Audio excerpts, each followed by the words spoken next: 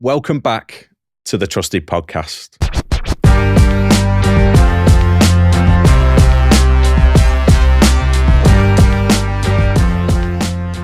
You'll have seen on our update last week that we're now aiming to provide wider support across financial services. Our guest today, Gary Stirrup, has fantastic experience across both the advice side and the product side as well. We're going to be diving deep into the challenges that are facing both advisors and product providers. Things like bringing the next layer of talent through and whether consolidation is a risk or an opportunity. Sit back, grab a cuppa, and get ready for the content. A very warm welcome to the Trusted Podcast. Thank you, Marcus. Travelled down from Lytham today, not too far. I did, in the sunshine for a change, which was nice. Yeah, not too far to come, thank you, yeah. Oh, good stuff. How are things going on at your end at the minute? What's going on in your personal life? I believe you're playing a lot of golf? Playing a lot of golf, probably not I've never been as fit. I'm in the gym 6 days a week, so spending a lot of time with the family, which is great. Looking for a new opportunity and the right opportunity. So in a good space at the moment. Thank you. Brilliant. I think it would be best to start off there, Gary. I mean, when we look at your kind of history, you've worked across such a breadth of the industry, from advice, investments, kind of tax efficient, platform side of things. What are kind of some of the differences that you see across the industry in those different sectors? It's probably a good place to start. Like you say, I've been in the industry for over 30 years now, and enjoyed every single minute of it. And some of my best friends are financial advisors, and obviously people in the profession. So a lot of people, when I know a lot of people have a fantastic career, but they do tend to stay in a lane sometimes, asset management, discretionary platforms, etc. However, I've been fortunate enough to, like say, to work across quite a few different sectors. And I know you had, you've had some fantastic people on this podcast, and thank you for inviting me. Justine Randall, I know, I listened to her podcast when it's probably around 9-10 months ago now, but I think she very eloquently sort of went through her career. And I do think especially if you want to maybe go into management or leadership roles, I think having that experience of the different sectors of asset management, platform, discretionary, and working with different people, and learning different skills yourself. Yeah, it does set you up quite nicely for, I think, a really varied and fulfilling career, actually. So so I've been very fortunate to have worked in different sectors. It's good because you get a different perspective. I mean, I think we see a lot of people who go from product into business development, or you see people who go from business development and then maybe bridge the gap into advice. And I think although there are definitely challenges specific to that particular sector, there's a bit of consistency about how you can change your perception. So I think it'd be interesting to dig into a little bit about what the challenges are and how people can think about the next step and how they can overcome the hurdle of, diversifying their experience. I think it's a bit of a challenge that people seem to face. Yeah, I think sometimes we do put people into boxes, unfortunately. They're in risk or compliance or finance or sales, marketing, etc. However, I've been very fortunate over the years to meet some, superbly talented people.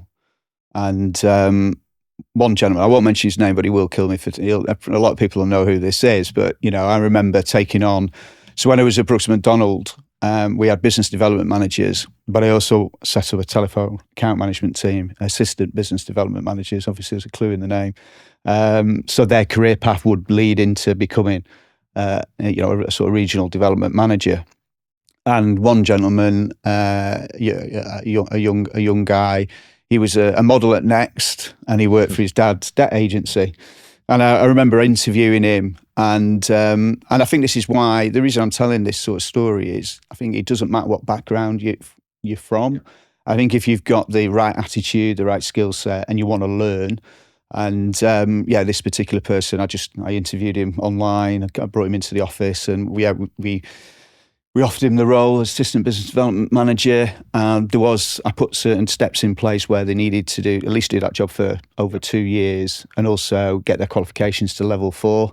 I'm really delighted the FCA have changed their mind on level 2 qualifications like this week, because I think the profession is in a really good place at the moment. Yep. So that particular gentleman's has thrived at Brooks Macdonald, ended up being a business development manager in London.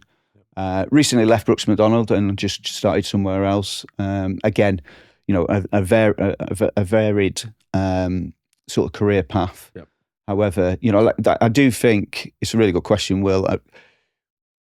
We do need to look outside of, if somebody's been a business development manager, obviously they're going to apply for a role if there's one at any particular provider, platform or discretionary, etc., or asset manager. But I think we need to look beyond that. I think we should be encouraging people internally, whether they're in risk or the other departments, because they actually bring a lot of technical knowledge. And if they can, we all know sales is about relationships, personality, etc. So I do think we should be encouraging more people internally to apply for distribution roles, actually. Yeah, I completely agree with you. We've seen it across our career, having people from different backgrounds, be it from a technical background, they bring a little bit of a different perspective. A lot of people in sales have a similar personality and may do things in the same way. That's not to say that that's the right way to do it. So having someone coming in with a fresh set of eyes and kind of mixing things up it can always be good. One of the things I'm particularly interested in, Gary, so more recently you've worked on the advice side.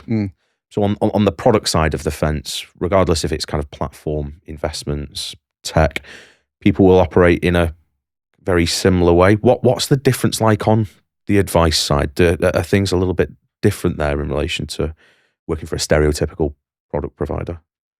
No, I would say there's actually no difference. I mean, I think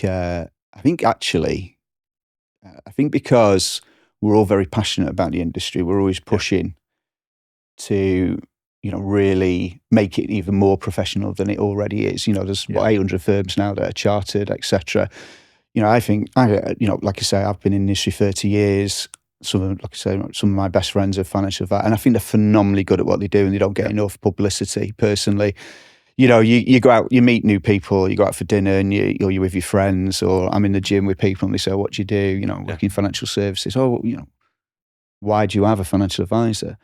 And I love my reference stories. Everybody will tell you that. And I always say to people, the reason I have a financial advisor, and my financial advisor is Dacre Staines, DBL Asset Management in Wilmslow. I started with his mum, Paula Staines, who retired, and I've stayed with Dacre. And the reason I have a financial advisor, so forget all the technical side, and we all know there's a lot of planning needed at the moment with IHT, pension changes, April 27, etc.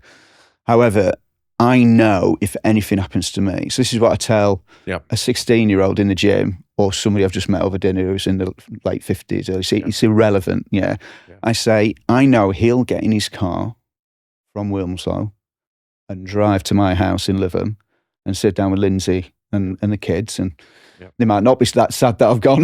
They might be quite pleased because I'm a pain in the neck at the times. But, and the King Charles Cavaliers, hopefully, they've probably been more devastated than their kids, actually. However, I think, I just know he'll sit Lindsay down and the kids and say, right, everything's okay. Yeah. Everything's okay. This is what will happen financially, etc. Now, I know a lot of solicitors and accountants will do that, and I'm not going against that profession. But all I'm saying is, I think financial advice, if you strip it down, is that relationship bit that, and the advisors that I work with at Ascot Lloyd were, again, phenomenally good. And I just know that they really care. I think, I've been in the industry a long time, and, in any walk of life, whether you're working at, in plastics at BAE or wherever it is, you always get a couple of people who you think that, bad apples, right? But I genuinely think that the profession is in the best state it's been for a long time, and those bad apples have gone. And actually, deep down, advisors, they do care, and they will go and help Mr. and Mrs. Miggins or Mrs. Stirrup, as it would be. And I think that gets missed sometimes of how good they are and the fact that they do care. I think that we always look at the wider research. Vanguard are doing Advisor Alpha. You see Dimensional do a report every year, and one of the key things that comes out of that is the question that clients are asking their advisors is, am I going to be all right in the end? it may manifest in different ways. Absolutely. And ultimately, financial advice is a helping profession. I think we always talk about these people who end up being accidental entrepreneurs, that they go out and they see some frustration working with a different business. They want to do it their way. And I think the beauty of advice in general is the fact that, you mentioned there's 800 chartered firms. Each one of those will have their own way of doing things. We're all trying to get to the same outcome. Yeah. But not only is it looking at the integrity that comes with the profession, but I just love the diversity. I love the fact that people can approach challenges in their own unique way to help the end client. I think it's so valuable. And I think what we're always trying to think about is then those are accidental entrepreneurs. How do you help them also be incredible business owners, super productive, super profitable? And you've obviously done growth both on the provider side and on the advice side. And I think that's a challenge that we see across the board. There's so much regulation, technology is not there. So I'm just curious to know how firms could do more to think about growth from your perspective. Yeah, that's that's a great question. I do think that the best, the really, really good advisors, they're like I said, they're brilliant at the financial planning side, the technical side. But it's like anything in life, I think if you put a really good network around you, and the best advisors, nobody knows everything, nobody's perfect. My technical knowledge is good because I've been around a long time. However, do I get on the phone to Dacre or the network that I know to say, look, I'm just checking on that trust. Is that the way, is that how it works? Because I just can't remember. Or I know obviously now you can go on ChatGPT and ask AI, what the answer is. But I do think the best advisors that I know who run, brilliant firms. And it's not, by the way, it's not just about the advisors, it's about the administrators, the paraplanners. They are fundamental to those businesses. I think the ones that reach out and say and know their strengths and weaknesses, because a lot of advisors, may have been business development managers or broker consultants, as we called them years and years and years ago, and it's the ones that go, do you know what, I could do with help. How do I set up an investment committee? I want to, the one thing that not many people are talking about at the moment is the fact that, with the pensions and IHT changes in April 27, a lot of advisors, for some clients, will be saying, look, you need to gift more. We need to set up a trust, you need to gift more. You might have to actually spend some more money. So that apartment that you were going to buy in Mallorca, or you might need to bring it forward because otherwise you're going to get taxed on it. We all know that's, for some clients, that's coming. So, reoccurring revenue for some advisors may not be as much in a couple of years' time. So they need to be more efficient, using AI. I know Quilter are looking at using Aveni in terms of that fact finding and doing the reporting, making that more efficient. So that then increases capacity. So advisors can deal with more clients. But which clients are going to deal with now, in my eyes, and again, it's something that's been talked about for a long time, is intergenerational wealth. I remember, and again, Dacre won't mind me saying this, I said to Dacre, my son Josh is 21 now, but a few years ago, obviously he was just turning 18 now. I said, Dacre, have you got some time to, maybe talk to Josh and go through it, tell him how to do an ISA, and he genuinely said, look, Gary, I've not got the capacity. And I think a lot of advisors have talked about intergenerational wealth, but it is finding that time to help, let's call it the family tree. How do you help Gary's children, Gary's relatives, obviously because we all provide referrals from time to time. So I do think the best advisor firms will now make their processes even more efficient, using AI, getting their tech stack right, working with the right providers and platforms to make sure those efficiencies are there, so they can take on the next generation. And actually, that next generation do need to know about IHT now, and that mum and dad are going to have to pass down some wealth, and how are they going to deal with that? Is that going to affect their tax situation, etc.? So I think the ones that do the right planning, sit down with their team, their senior leadership team, whether it's an advice firm, and this is the same for platforms, or even asset managers, because if the clients are going to take more money out, I mean, I've worked for some of the big, some of the biggest in the UK. And whilst you've got shareholders to answer to, of its private equity, everybody wants the flows, the revenue, but that actually could be starting to reduce. Not anybody's fault, but clients are going, well, I need to spend 200 grand this year, otherwise I'm going to have a large IHT tax bill. Yeah. So I think the ones who plan it now, and again, like I say, you're not really seeing this in the press at the moment. Yep. And nobody likes to talk about fees, and it's like, we're not a charity at the end of the day. We're not. Let's put it out there. And actually, I'd say 99% of clients know that they're being sold a product, but it's the right product for them because of the situation, whether they need annuity or drawdown. They know that the advisor's getting paid. There's nothing wrong with that. The solicitor's getting paid, the accountant's getting paid, your mechanic's getting paid to fix your car. So, but yeah, it's something that I've not seen in the press or being talked about. But in the next couple of years, that could be quite significant, actually. Yeah.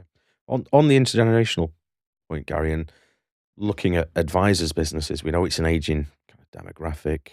Consolidations become more and more rife. Advisors who've set these businesses up 20, 30 years ago need to get the money out of it. Obviously, you've got the consolidation route, the MBO. MBO only works if you've got someone within the business who's there to kind of take it on. How do you see consolidation playing out further in the market? It's something that's been, even though me and Will have only been in the industry for, say, the past kind of 8 to 10 years, it's something we've seen more and more of in the past 3 to 5 years. It's intensified, isn't it? It's intensified a lot. Yeah, and I think, I was talking to a PE firm about 3 or 4 weeks ago.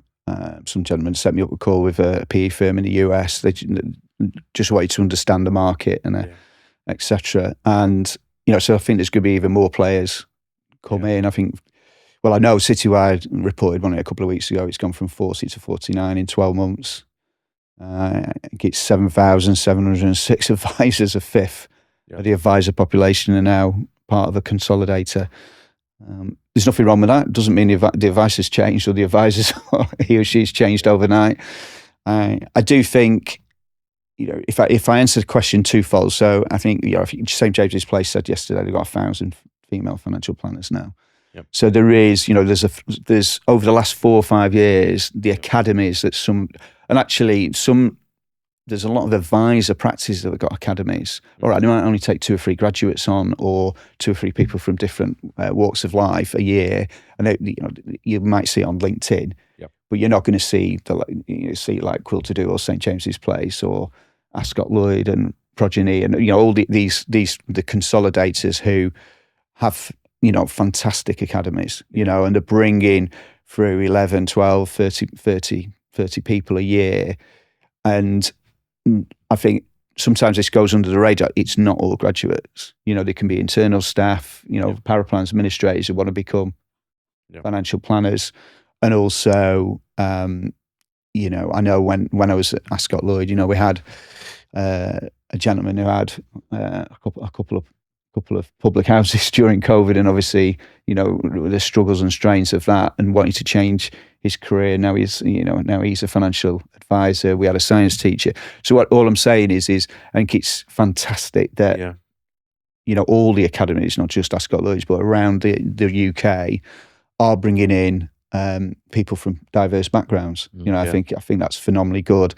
Because like you say, I think it's still the average age is 57, 58 of the advisor. And I think one of the ways they can, if they haven't got like sons, daughters that can take over the business, like you say, in a management buyout, they will have to sell to a consolidator. And I don't think that's, like I say, I mean, you see different press articles, but the advisor doesn't change overnight just because he or she's been bought by a consolidator. No. And also, we've got to think about the client here. I think sometimes we forget about the client. The client's going to go through a little bit of disruption. They've been with the advisor for 25, 30 years, and all of a sudden they're owned by X, Y, and Z without mentioning names. And, so as long as that transition's smooth, they understand that the advisor's still providing the advice. It's just the umbrella's changed. And, the reason the firm have done it is because of, it's helping with regulation.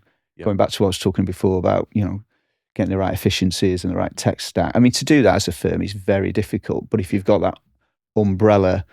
You're underneath that umbrella, large firm that can help you with HR issues, etc. Whatever it is, it can make a big difference, especially if you want to grow. Especially if you want to grow the business. Definitely.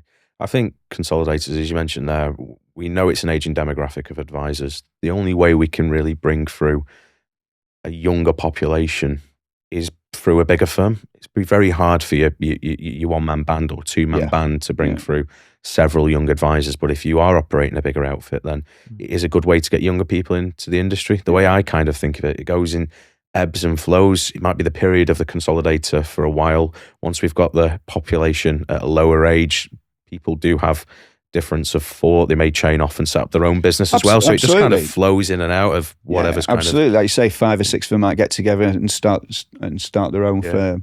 I mean, I think just to take a back step, like I said at the start of this podcast, I think that because we're very, if you're in sales, you're very, very competitive, right? So I've been competitive all my life. And I do think that's not a bad thing for the industry because, I know you've had Martin on and Justine and et cetera, and David Ferguson, et cetera, who are really, pushing the industry and do a fantastic role in that. You've got Next Wealth, Heather Hopkins and Emma Napier and, Kim Campbell at Parmenium. I could go through lots and lots of names who are really championing the profession. Yep. So I think sometimes we need to take a step back and see where we've come from. And I think it's in a really good place. We all know about the advice gap, and we'd all like to sort that out tomorrow morning, but we can't. But I think there's some fantastic initiatives and people who are trying and working with the government. And obviously we've got the advice, simplified advice that obviously the FCA are going to, tell us all about, even more detail shortly. And, some of the bigger platforms have signed up to look at that.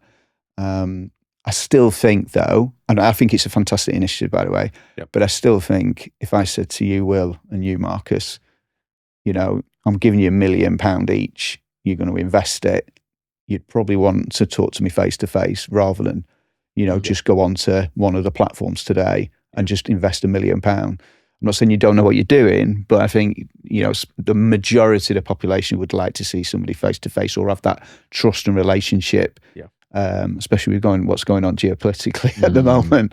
So it's just getting that balance right. And obviously, I think the Times and Sunday Times, aren't they, are working with the government as well in terms of education in schools. And again, going back to, I know Justine mentioned, she's been into some schools and universities, and I think the more people that do that and talk and talk about financial education. I know my son come up to me 6 months ago.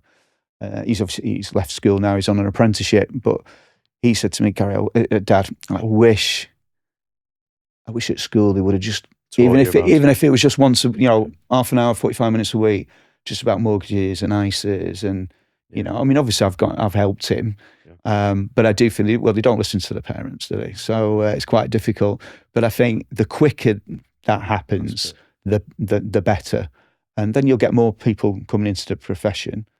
And again, I think people sometimes see financial services it's all about sales. It's not. There's HR, there's risk, compliance. We know that because we're sat here today.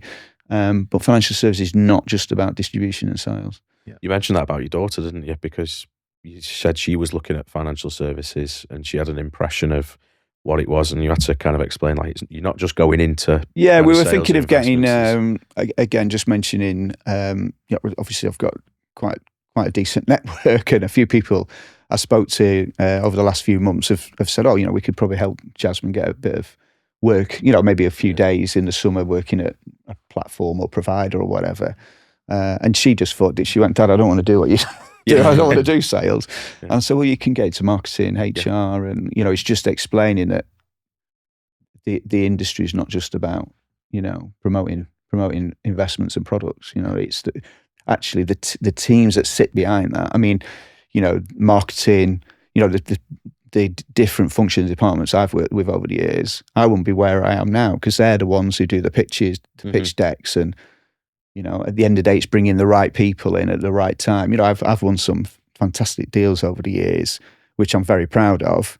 However, a it wasn't a Gary Stirrup one-man show. It was a case of bringing in the right people and getting that support. Otherwise, it just doesn't. You get caught out at the end of the day. I think the education piece that you mentioned is paramount. I mean, you are seeing more companies sponsoring financial planning degrees at the moment. Yeah. I think that's going to help, but it's isolated to a limited number of places for higher education. Yeah.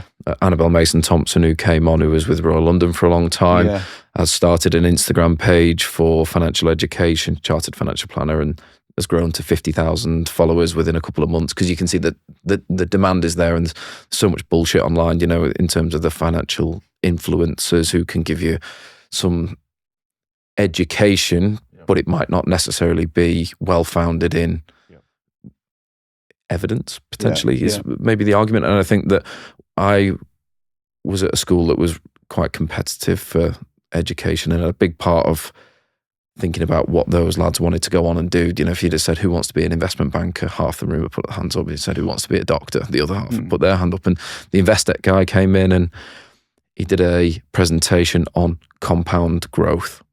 I remember thinking about that at the time, thinking this is really useful. You think about, if you start investing early, then the benefits are long term. But what he missed, and it's no fault of his, you've only got limited time, was how do you avoid get rich quick schemes? I think that was a big thing you see in influencers. If you've seen Louis Theroux's document on the manosphere, everybody seems to be selling different trading, I don't know what they're called anymore, but those trading things that you can buy into and lose all your money. But education is massive because, one, it's awareness on how to look after your own finances, but as you've already said about what the opportunities are in terms of roles, I think we could do more of that for financial planning. Going into places and say, financial planning is not what you think it is. It's not all suits and ties and coming on your Friday in your M3 to pick up your checks and all that kind of stuff. There is so much depth to it. It appeals to so many people, especially females. I think we don't do enough of that for that female financial planning piece. 17% are female in our workplace, and I think if you can promote that it's a helping community, I think that would appeal so much more than if it's a money profession. So I think that we could do more just wider as an industry to help people. Definitely. In terms of then the bits that I found interesting, because you've spoken about how we think about sales both from a product point of view, and there's one thing I probably want to touch on before we go back to the consolidation piece and what we can do to combat that. But do you think advisors are salespeople? Do you think advisors consider themselves salespeople? And do you think they do enough to invest in their skills as distributors? That's a good question. I don't want to upset the advisors, I know. I think ultimately it's about trust and relationships, isn't it? And I think advisors, they do, like I say, I am going over the point again, but they care, right? So, and I think clients know, like I say, there is an end product. They do know, whether, because, sometimes it happens where, a financial advisor, planner will do a report for a client and the client doesn't proceed. Now, some advisors will charge for that and some won't. But a lot of time and effort, will go into that report. If the client's got, a lot of trusts or, pensions all over, to put that report together, it takes some time, and other professions will charge for that. Now, some will charge and some won't. But I think the point I'm making is, the clients that they want to build a relationship with, and the clients understand the process, which the advisors will be really, really, au fait in explaining, look, here's your financial plan. You need to invest in ISAs. We need to consolidate your pensions, etc. We can do that, and I will look after you. But there's a charge to that. Whether it's an ongoing charge, and then there'll be an initial fee because we've got to, pull all the different aspects together. Does that mean a financial advisor is a salesperson? Maybe that was used a lot, maybe 25, 30 years ago, but I don't think it is now. Maybe that was even my concept at the time when I came in the industry, wet behind the ears. I think that's gone now. I think again, going back to, I think the profession is in a really, really good place. I've seen, especially when over the last couple of years when I've been at Ascot Lloyd, the way the advisors deal with the clients and the outcomes, and sometimes you get situations where a client might fall ill. Yep. My dad, unfortunately, my dad's in hospital. He fell over the other day and he's broke his hip, so he's waiting for his operation today. You don't know that's going to happen. Yeah. So I've seen situations where clients, something's happened to the husband or the wife, and then all of a sudden it's the advisor that sits them down and says, "Look, it's fine. We've been together 20 odd years. We didn't plan for this, but actually in the background, all your savings and everything that we've done, you don't worry, you're in ill health, you can retire, and you'll have 50, 60,000 in income a year, whatever it is." Mm-hmm. And that's not a salesperson. That's a financial planner doing the right thing. So I think, maybe a long, long time in a galaxy far, far away. Yeah. But I do think I think that's, in my mind, that's completely gone. Especially with the qualifications advisors have taken, and just the way. I mean, you can see on LinkedIn, all the fantastic things that each individually firms are doing, but the collaboration, and I will come on to consolidators and how providers can, work with consolidators. But I think that collaboration piece is really, really important. So, no, like I say, I genuinely feel, like I say, I've seen both sides of it. I've met clients now as well because of my last role. So yeah, it's a pity that it's always the scandals that are in the press on a Sunday rather than, Mr. and Mrs. Miggins who, have retired and done, and some, a lot of providers don't call it retirement now. It's a case of, well, you're sort of second life. Some people retire and then go and set a coffee shop up in Livermore. Or do you see what I mean? So I think it's just giving people, money gives you choices, doesn't it? It gives you options. And I think that's what advisors do so well. Yeah, the nail on the head when you said financial planner. Gary, I think even the short time we've been in the industry, it was always financial advisor. We've now seen it kind of transition to financial planner, and this financial coach out there as well. Yeah. From being product orientated to focusing on that kind of goals-based cash flow modeling, start point, holistic retirement planning, allowing individuals to kind of take more money for their retirement and to help them enjoy that money that they've worked hard for, not to leave it as a bit of a legacy book to kind of pass on to the next generation. I mean, just touching on cash flow modelling, I think the beauty of cash flow modelling is, pictures paint 1,000 words. And I think, you'll see the financial report that an advisor or financial planner will do. But I do think the cash flow modelling, you see, Dacre went through that with, my wife, Lindsay, and it just brings it to life of, where we're at or where we could be, etc. And people think differently, don't they? I think the more, I don't know what it'd be an interesting stat to see how many advisors are now using cash flow, but I know it's probably 70-80%. I'm sure most are doing it now.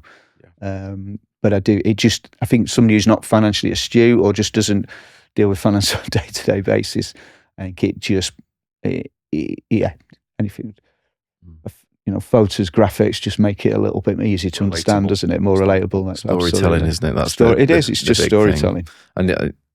And I think that kind of tying into that from the product point of view, that before we go back to the consolidation pieces, this is why so many advisors are outsourcing, like going back to your point about financial advisor or investment advisor or whatever, it's going back to your point about freeing up capacity. So many people are shedding those old processes by either bringing in, an outsourced investment manager or, their outsourcing platform's been done for a while, but freeing your time up to go and double down on the relationships.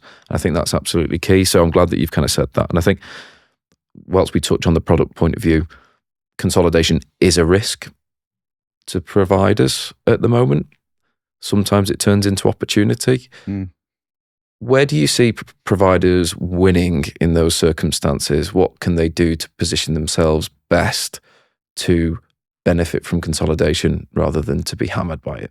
Yeah, no, it's another great question, Will.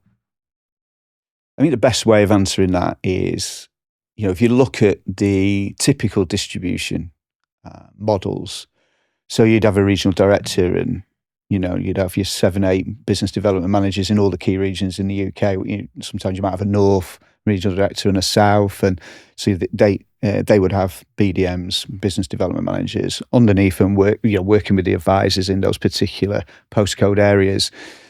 I do think for providers, platforms, whoever it is, even technology companies, I do feel that maybe the distribution model needs to be ripped up, personally, because I know I didn't go to the Next Wealth conference, but I know they talked about innovation and growth, etc., which is the right thing to do, obviously, and a lot of CEOs, senior leadership are looking at ways they can talk about growth and scale and efficiency, whether it's technology, whether it's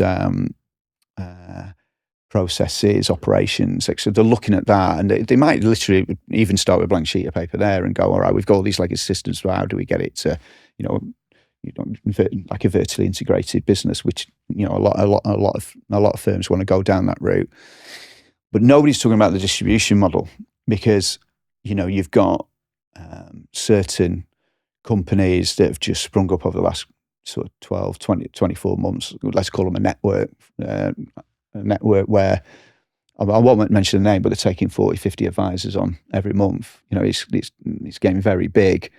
Now, your business development manager is looking after your existing assets. And some of the platform consultants I worked at, whether it was Old Mutual Wealth, Quilter, obviously as is now, or at Fidelity, a business development manager can be looking after, he or she could be looking after £1 billion worth of assets in their region, even more. Yeah. So, and there's always the other platforms sniffing around and, saying, oh, well, we've got better tech than them. And yeah. So if you do land a large deal with a consolidator, so you go on panel, or they go, we're going to use one or two of this particular platform, products or investment solution. All of a sudden, the business development, but do you want me to go and see those 150 advisors in my region, or look after the existing business? Because there's always issues with, Mrs. Smith needs a tax-free cash out, and it's normally the BDM that, don't get me wrong, they'll own the issue, won't they? They'll deal with it, but they'll deal. They'll contact their sales support. So I think with the consolidators, and because there's 49 of them now, and not only that, even you've got your Model B platforms like SCI and SSNC, etc. Platform One and Seckle, and so there's a lot of disruptors as well. I think I'll go back to the collaboration piece. I think the strategic director role is critical now. Yeah, but again, most firms will only have one. Lucky if you have two. Yeah. Now, I think one, you need more. You probably need regional coverage. Yeah, and also, to get the big ticket deals, you've got to be constantly talking to the consolidators. So there's 49 of them, and the platforms and the technology companies. You've got to have somebody on point all the time. And if you do land a deal, it can be significant. Mm-hmm. Now, normally, if you do go on panel, it's 1, 2, or 3 other investment solutions as well. So you're fighting to be number one. Now, the only way you're going to do that is by putting your arm around the advisor, making sure he or she gets the, investment bulletins on time, especially at the moment. Have you got anything I can send to my client? Clients are worried, obviously, about what's happening in Iran. All I'm saying is it's the BDMs or the firms that step up to the plate and provide that support. Now, so you've got a bit of a catch-22 here. So I just think that the distribution, if it was me, I'd be blank sheet of paper. And by the way, to all the BDMs I've worked with, or no, I'm not telling you you're all out of a job overnight. All I'm saying is everybody's got different skill sets. I think it could be time to just start again and look at the landscape from a sales and distribution point of view, and how do we work with the consolidators? Because these they've got a fifth of the advisors now. Mm-hmm. In 12, 24 months, there's other PE companies that want to come from the US, want to come into the UK. There could be 60. Now, there'll be some fantastic business to be won there and a great collaboration. If you look at, Fidelity and Standard Life, JP Morgan and Mattioli Woods and Ativo and SEI. And, I think that's what people need to be looking at now. There's lots of due diligence needs to be done, and it's not an overnight thing. You need somebody on point all the time. Otherwise you lose that deal and somebody else wins. Mm-hmm. So I just think that if I was in a senior leadership role, I'd be just taking a step back and saying, right, what do we need for the next couple of years to deal with this new landscape? It's not just a business development looking after the existing, which is really important, because I think, Will, you and I talked about succession planning. Yep. And again, I think a lot of the providers, do this quite poorly, actually. You've got, without mentioning names, lots and lots of absolutely brilliant salespeople in the UK working for asset managers, platforms that have been there 24, 25 years. Now, at some point, they would like to maybe walk away and retire. So who's going to step up to the plate? Now, a lot of the regional sales managers maybe have sales support, etc. But are they on that journey to take over from that particular person? Because I know, I had Chester and North Wales as a business development manager because I moved to I was in Chester for 10 years. And, I'm just saying how Gary Stirrup did it, but I know a lot of the really great sales people in the different platforms and providers will do the same. I knew the advisor, the advisor's partners.